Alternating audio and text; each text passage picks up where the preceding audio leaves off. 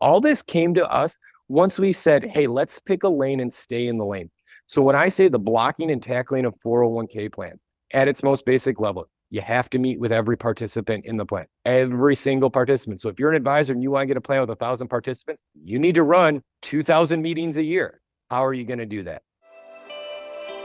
Welcome to the Active Advisor Podcast, brought to you by Harbor Capital. Join us as we learn from pros who have helped thousands of investors live better lives. I'm Brian Moore, and I'll be chatting with some of the brightest minds in the financial advisory business, bringing you insights on practice management and investment research that works for advisors and their clients. Joining me today on this episode of the Active Advisor Podcast is Evan Pawlowski, a senior partner and 401k plan advisor at Michigan 401k Advisors. During his previous 10-year Paychex, Evan made a significant impact in the retirement planning sector, having assisted hundreds of Metro Detroit companies in enhancing their 401k offerings. In his current role, he provides objective guidance to retirement plan sponsors and trustees by partnering with local firms and 401k providers to deliver comprehensive support. Outside of his professional endeavors, Evan spends his time coaching youth hockey, volunteering with the junior golf program, and spending time with his wife and 2 children. Welcome, Evan, and thank you for joining us.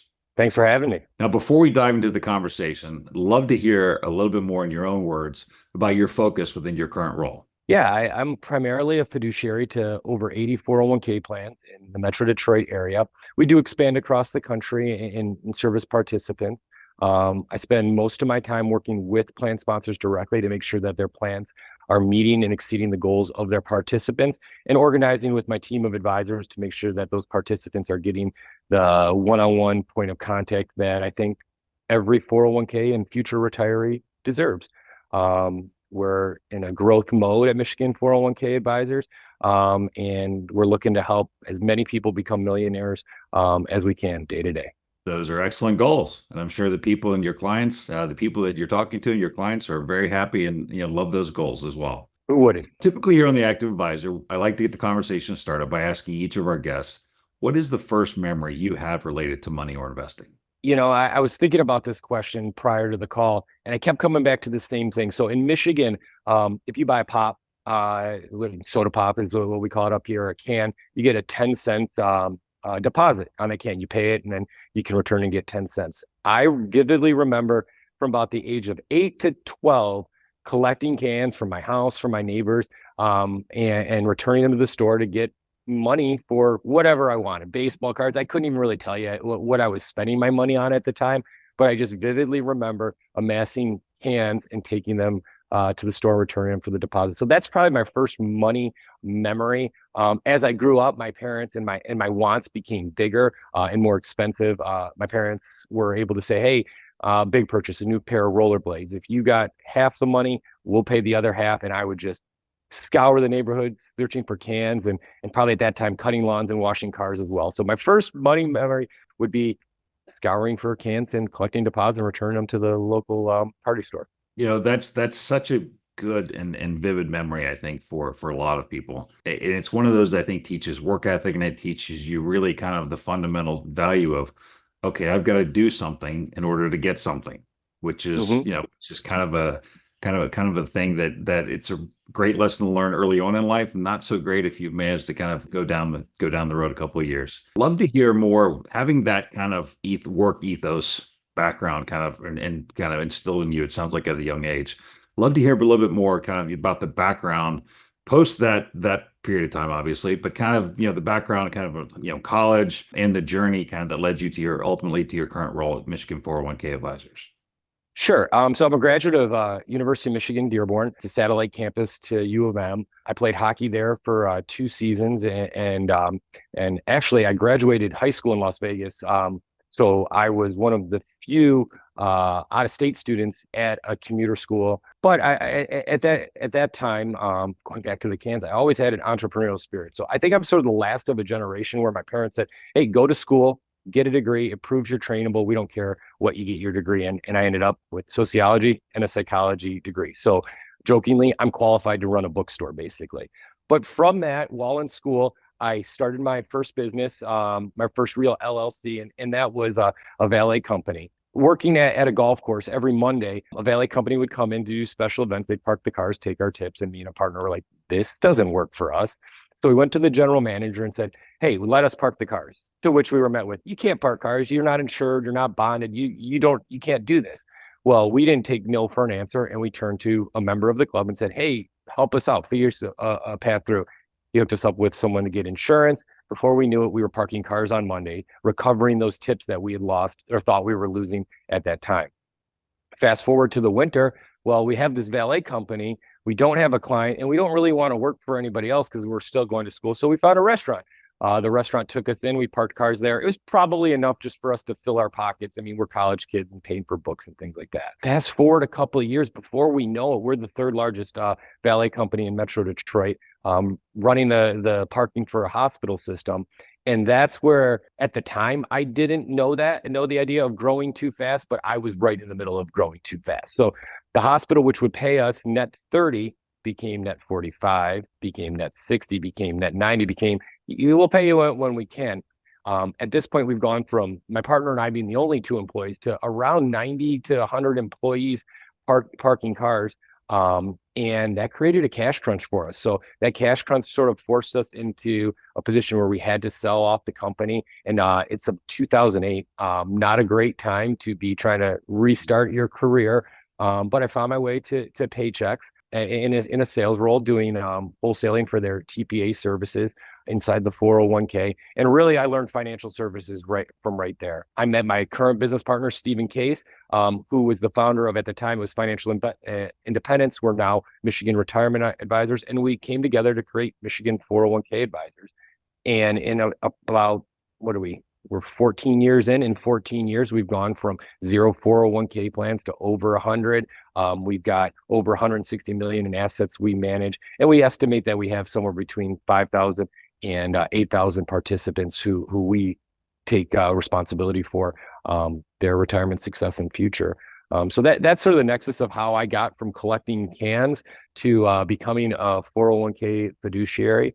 And I've got a lot of people to thank along the way. No, that's awesome. It really is one of the best stories I think I've heard. It's kind of one of those things, I grew up in the South, so I'm just going to use a Southern term, pick yourself up by your bootstraps, and you kind of learn along the way, and I think that really, it sounds like that hard work and that ethos, and possibly maybe some of your sports background kind of helped teach you a few lessons and kind of, help keep the fire going during 2008 when things were tough with the cash crunch. In your initial call, you mentioned that you're not really doing anything differently. You're just doing the work.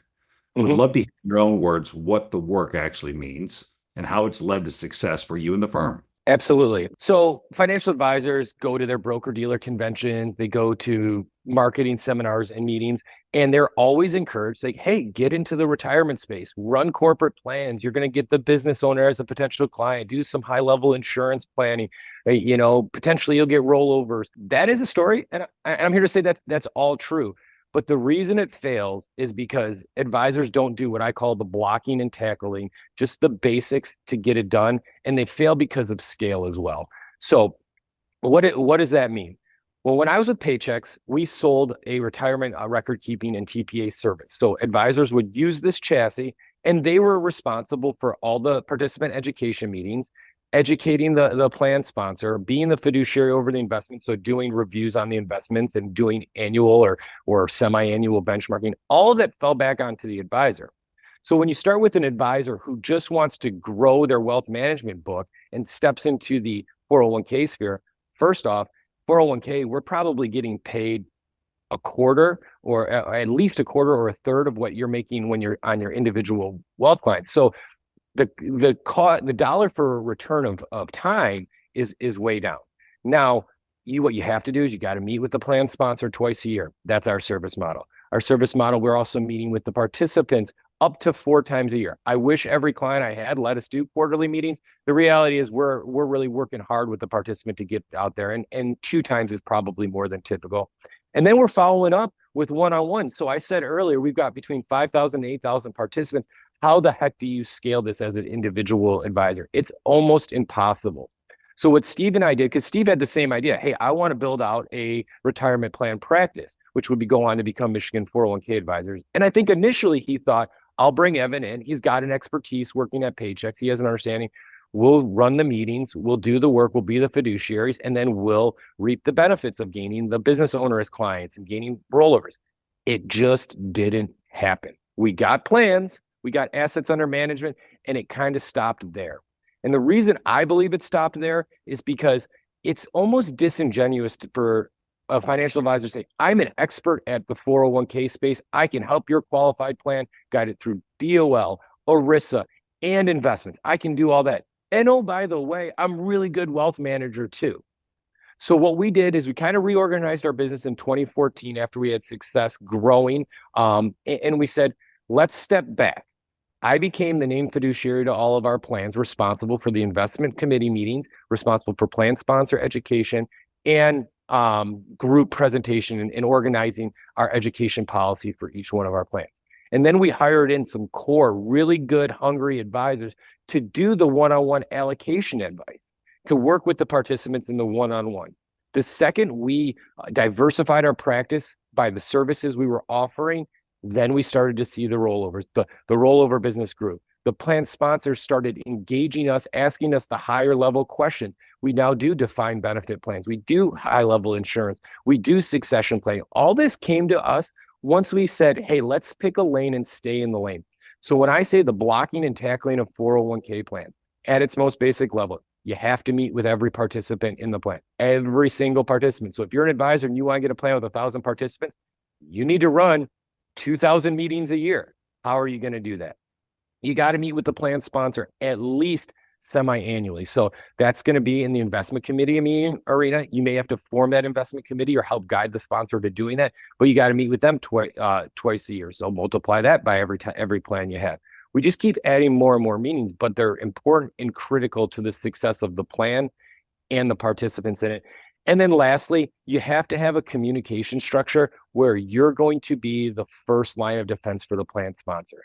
So we have a relationship manager who's in-house.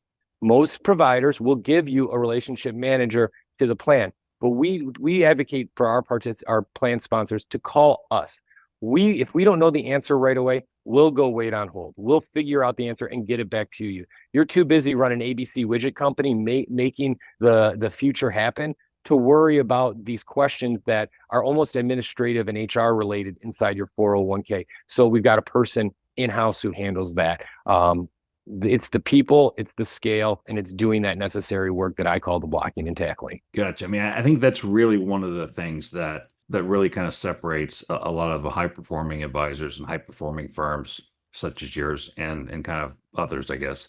I think this is one of those businesses. I know we went through that period of time where, AI is going to take over. People want to go to other different avenues, but this still is a relationship business. And I think, it was great to hear you mention that and kind of how you do meet with everybody one-on-one, because I think at the end of the day, we all have to kind of remember these are people's livelihoods and kind of retirements that we're kind of looking at. That's an awesome lesson. I think one that's probably one of the harder ones to learn. But I would love to hear kind of, did you learn anything from your time at Paychex or even in sports maybe that you've been able to take with you and apply to the work you do today?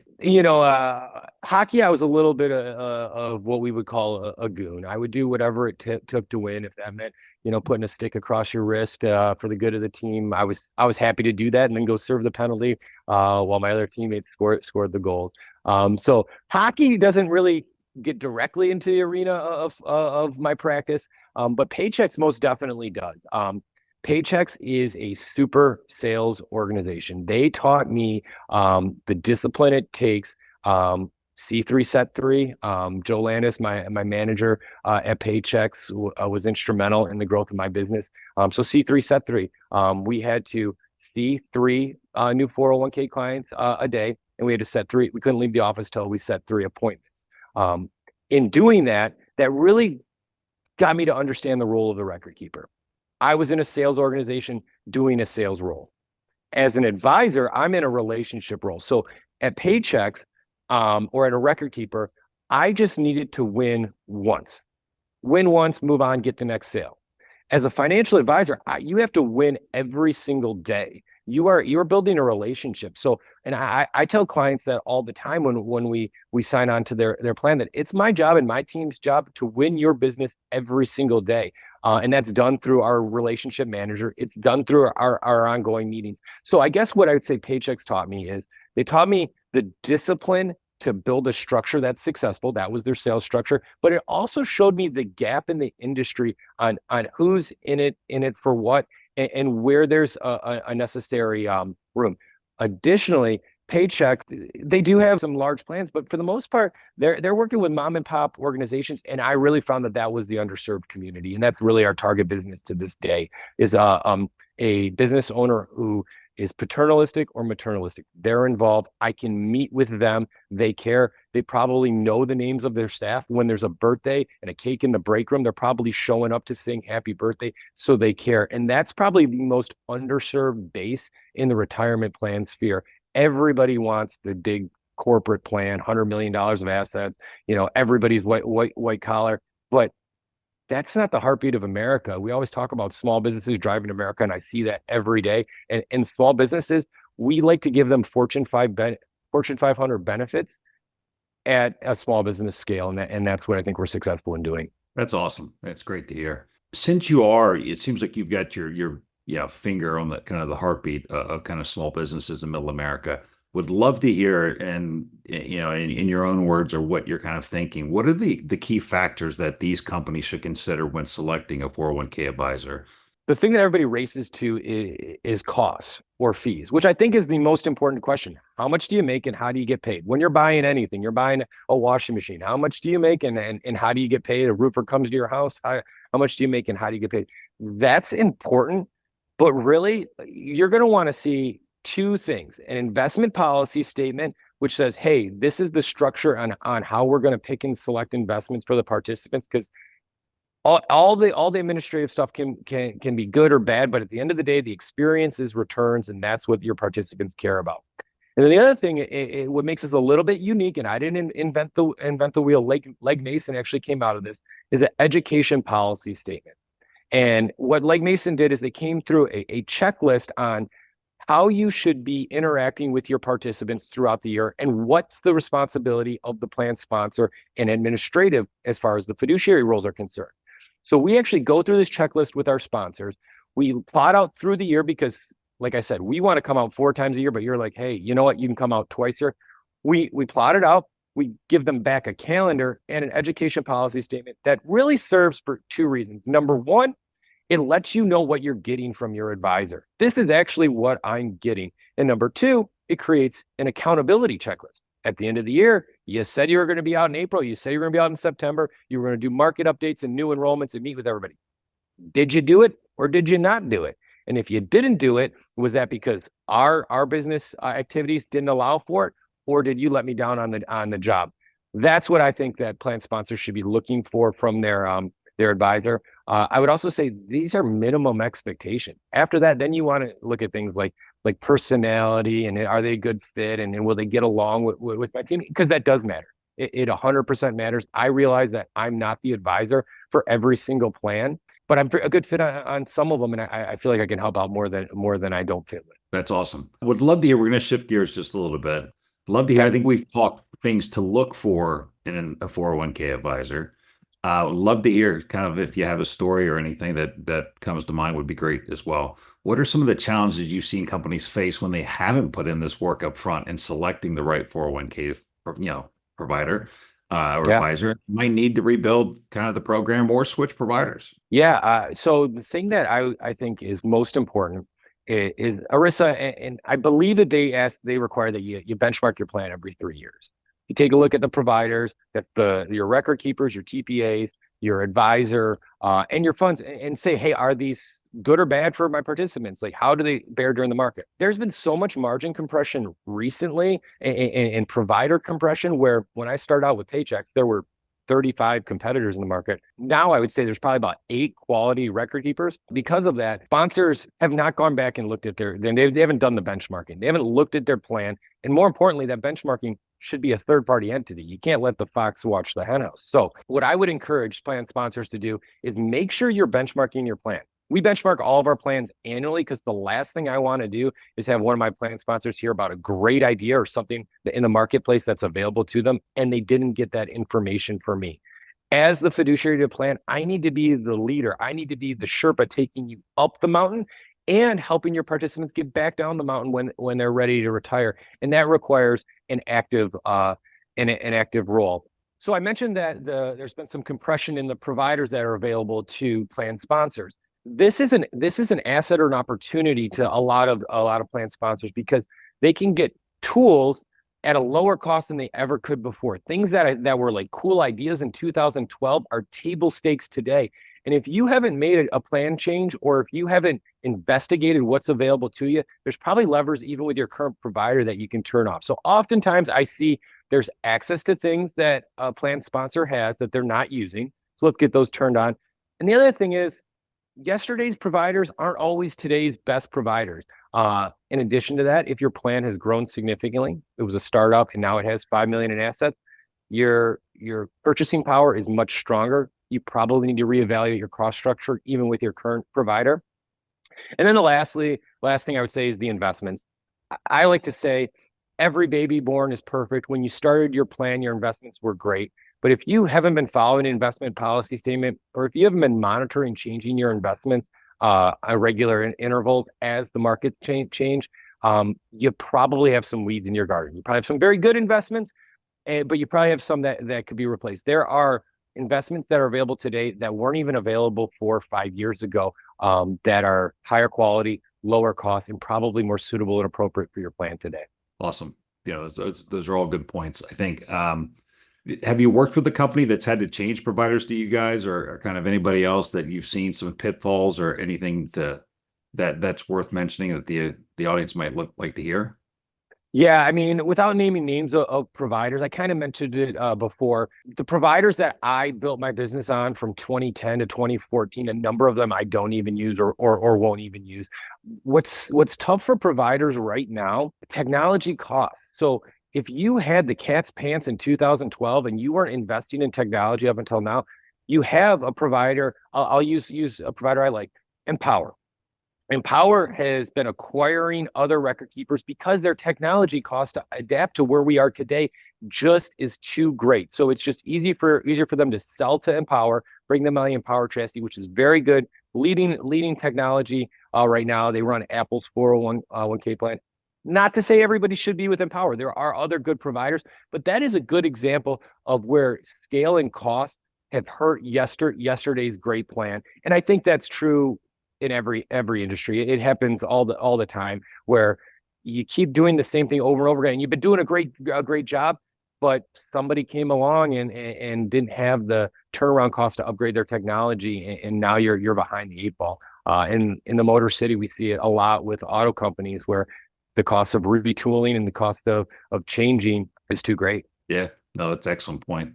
Love to hear in your words, like, what do you think the next 5 to 10 years looks like in the 401k space? I mean, obviously we've seen kind of dramatic upheaval in the past 10, and just listen to you in the conversation, and definitely some things I think for myself and for the audience to take away. What do you think are kind of the 2 to 3 big things that's going to happen in the next decade? Yeah. So when people describe bubbles in financial services, they think tech bubble or housing crisis, and they just think of the eruption of the bubble. So I'm actually gonna try and rework that analogy a little bit, because I think it applies to what's going on in our market space right now. So think of a bubble as a sphere, not a bursted bubble, but a sphere with a hollow space in the middle. And here's what I think is happening in the marketplace. We're on the front end of that bubble. We're seeing compression of service providers, compression of fees. We're seeing a lot of new tech startups, new ideas. Payroll companies are integrating. A lot's happening on the front end, and a lot of it's moving towards buzzword AI. But where things are getting done, whether it's our iPhone or things are getting done for us, right? And so I think there's this gravitation to people say, hey, lower cost, let the computer figure it out, let the algorithm take control, let me be passive in this space, and that'll be better for me because of the cost compression and things like that. So I think that's the edge of the ball we're moving into. And we're going to have this gap space where people are going to move towards that algorithm. They're going to buy into these technologies. They're going to say, AI can do it for me. But I know in my heart of hearts that people still need that human advice, because there's such an emotional component to investing in these decision making. So my fear is that plan sponsors move into the bubble. They reduce their costs. Everything gets automated.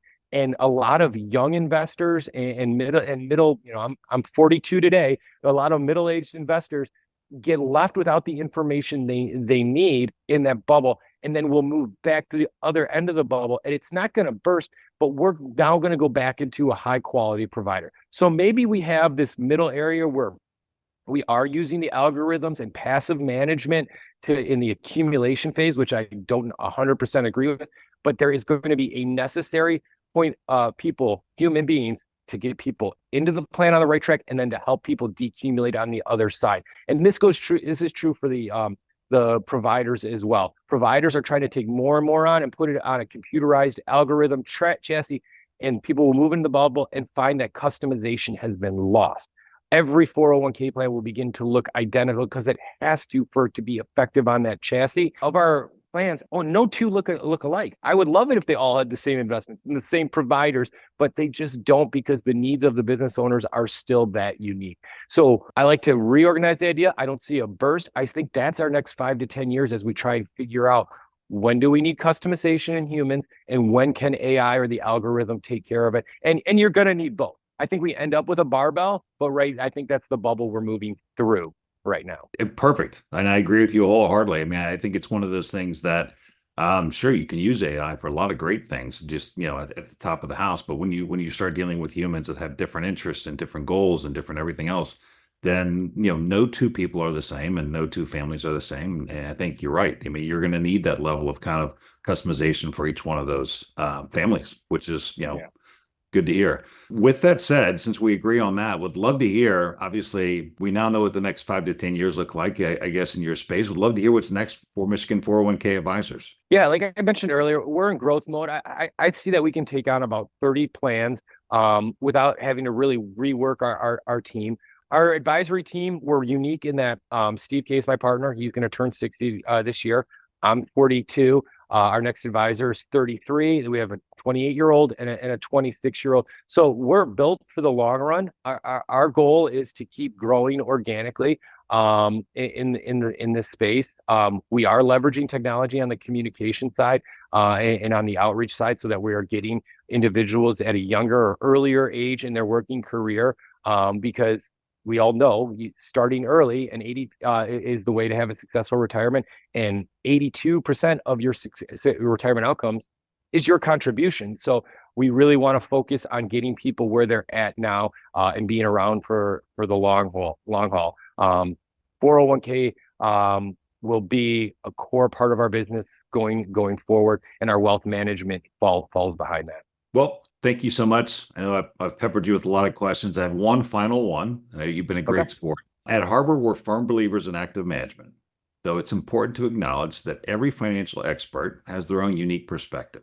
From your experience, what is your take on active management, and where have you seen it making the most significant difference? This question couldn't be more timely. So yesterday I was on site at a client.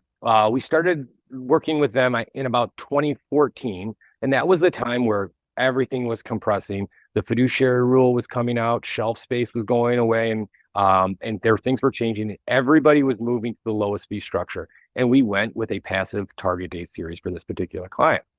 Well, in a rising tide up until 2021, that was a great solution. Prior to 2021, we changed to an active solution. And when I was on site with that client, we used FI360 as one of our tools.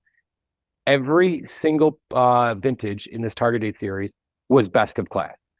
So, and this is a actively managed target date fund. It comes in at almost 3 times the cost as the prior one we were using. And there is value, there is alpha, there is return for that, there is consistency. So as a fiduciary, what I find is the active managers allow me to keep a fund on a lineup longer. I don't want to say they're more consistent, because that's kind of loaded, but in terms of their fiduciary score, they hold longer. The passive is so inconsistent or volatile and tied to the volatility of the market that it really doesn't meet the needs of your qualified defaulted participant. So where I see active management gaining a toehold in the future, where it actually lost ground in the previous decade is going to be in that qualified default investment, be it a target date or some kind of managed portfolio. I'll also say that you got to manage your active managers. So if you're using passive funds, it's just that you're taking your eye off the ball. You're not really doing your ongoing due diligence.